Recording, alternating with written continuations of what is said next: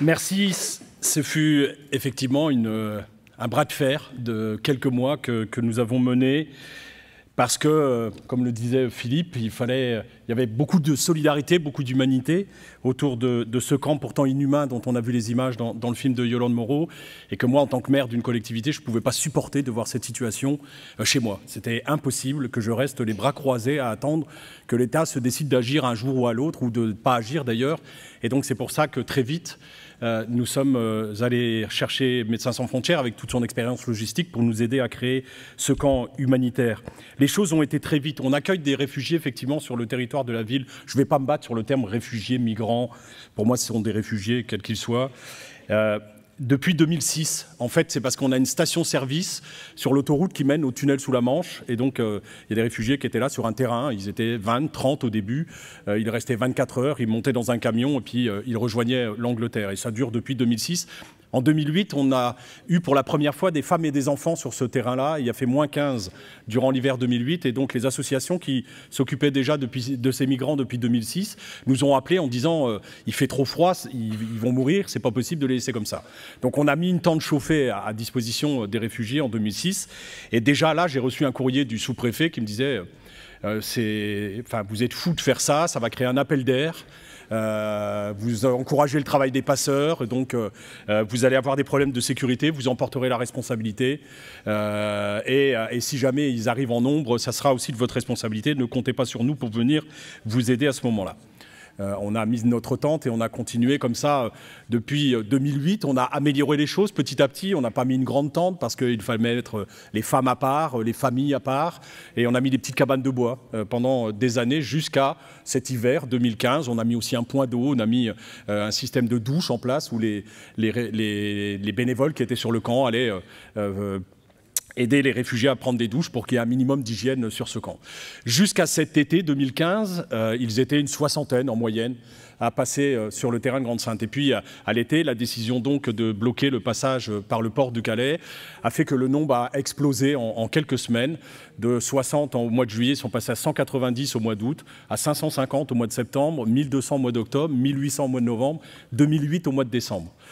Et effectivement, j'ai interpellé tout de suite au mois d'août, en rentrant de congé, les services de l'État pour qu'ils viennent nous aider à arrêter ce flux d'arrivées, parce qu'on ne pourrait plus les accueillir dans des bonnes conditions, dans des conditions humaines, que les associations qui étaient là étaient déjà débordées.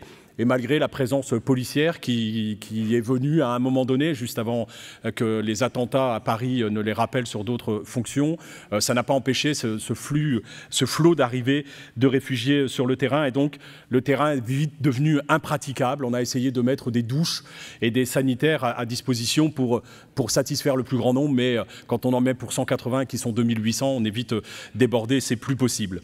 Donc, l'idée de faire ce camp est venue dès le mois d'octobre. Et on a travaillé donc à faire un camp qui pourrait accueillir 2500 personnes.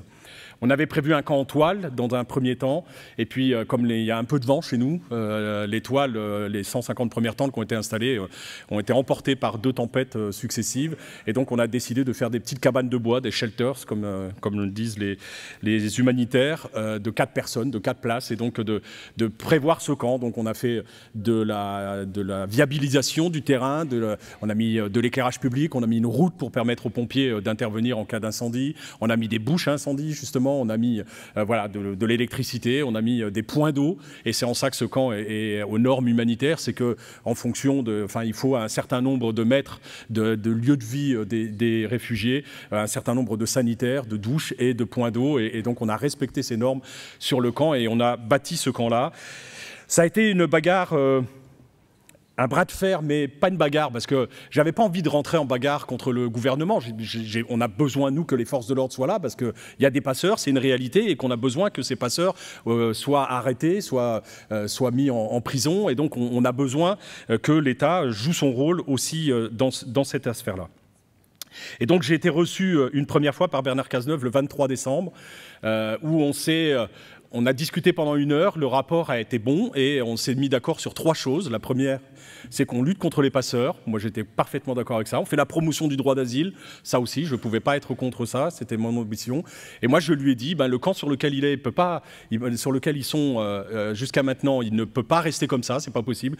Donc, j'ai besoin que vous m'autorisiez à déménager ce camp sur un autre lieu. Et, il y avait des problèmes de sécurité parce qu'on était sur le bord de l'autoroute, à côté d'une voie ferrée. Il y avait un certain nombre de questions. Donc, il a demandé au préfet du Nord de travailler avec moi pour répondre à ces problèmes de sécurité qui se posaient. Et le 11 janvier dernier, je n'ai pas eu un accord du préfet du Nord, j'ai eu une non-opposition de faire ce camp-là, tout en me disant bien que ce n'était pas une bonne idée, que ce n'était pas ce qu'il préconisait. Mais on l'a fait et le 7 mars dernier, ce camp a ouvert. Ce camp, dès le départ avec MSF, on le voulait sans contrôle à l'entrée. Sans empreinte digitale, sans rien. On voulait que ce lieu soit un lieu de vie où les gens puissent faire de la musique, discuter, échanger, vivre, tout simplement, en sachant que ce n'est pas des conditions optimales, ils sont que dans des cabanes de bois de quelques mètres carrés, et donc ils ne sont là que de passage, mais au moins ils étaient à l'abri, ils étaient au chaud, et ils ont, depuis qu'ils ont déménagé sur ce camp, 3 repas par jour. Et ce qui est un minimum. Et puis ils ont aussi un accès aux soins aujourd'hui grâce à Médecins sans frontières, à Médecins du Monde, à Gynécologie sans frontières, à une association dentaire qui intervient aussi aujourd'hui, à la Croix-Rouge, à une permanence médico-psychologique qui vient aussi travailler avec les réfugiés dessus. Donc ils ont tout de l'accompagnement sanitaire et aujourd'hui, des cas de Galles qui étaient nombreux sur l'ancien camp ont complètement disparu et aujourd'hui, les médecins nous disent qu'ils traitent souvent de la bobologie des enfants qui jouent au vélo et qui tombent par terre. Donc c'est plutôt une belle image que celle-là par rapport à celle que nous avions vécue auparavant. Je dois avouer que sur ce camp, alors lundi, j'aurai la visite donc du ministre de l'Intérieur et de la ministre du Logement, puisque les CAO, les centres d'accueil et d'orientation en France, sont payés par le ministère du Logement. C'est quelque chose que j'ai appris au mois de mars lorsque j'ai rencontré la ministre du Logement, Emmanuelle Cos. Donc je les vois tous les deux. Ils viennent lundi signer une convention avec nous pour participer donc à la gestion de ce camp. Et je suis très heureux de cela parce que l'État va prendre sa responsabilité en participant au financement de ce camp-là. Et je tiens, même s'il y a un organisme qui va le gérer, c'est une convention tripartite entre cet organisme, l'État et la ville de Grande-Synthe, qu'on continue à avoir une vie associative, parce que Philippe le disait tout à l'heure, ce que je vis depuis des mois sur ce nouveau camp, c'est vraiment une solidarité à l'échelle européenne qui est extraordinaire. C'est une aventure humaine extraordinaire. Il y a plus de 62 associations qui interviennent de tous les pays européens pratiquement. Il y a plus de 6000 bénévoles qui sont déjà intervenus sur ce camp-là. Et d'ailleurs, ce camp ne pourra pas continuer à fonctionner si les bénévoles ne continuent pas à venir faire les repas, si on ne continue pas à avoir des dons pour faire ces repas. Donc c'est important qu'on puisse continuer cette merveilleuse aventure humaine. Parce qu'effectivement, j'ai l'impression que dans cette affaire des réfugiés et de l'accueil ou non, et je le vis avec un certain nombre d'élus locaux, on fait le jeu finalement en refusant de les accueillir, on fait le jeu de l'extrême droite. Et c'est surtout pas comme ça qu'on y arrivera à combattre l'extrême droite, c'est en montrant que c'est possible de faire autrement, c'est pas en utilisant leurs armes qu'on y arrivera. Et franchement, aujourd'hui, j'ai pourtant une population où il y a 24% de chômage, où 30% de la population vit sous le seuil de pauvreté. Donc les stigmates sociaux sont là, parfaitement présents.